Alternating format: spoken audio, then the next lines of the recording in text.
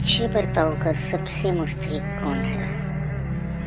سیدنا ابو ہریرہ رضی اللہ عنہ سے روایت ہے کہ ایک شخص رسول اللہ صلی اللہ علیہ وسلم کے پاس آیا اور دریافت کیا کہ میرے بھلائی اور حسن معاملے کا سب سے زیادہ مستحق کون ہے؟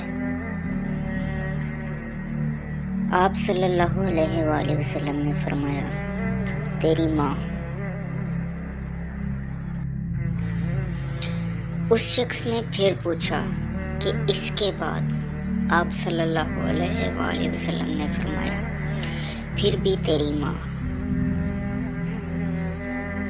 اس شخص نے تیسری مرتبہ پوچھا۔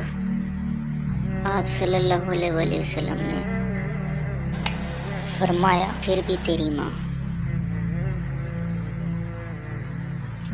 اس شخص نے چوتھی مرتبہ پوچھا، اس کے بعد؟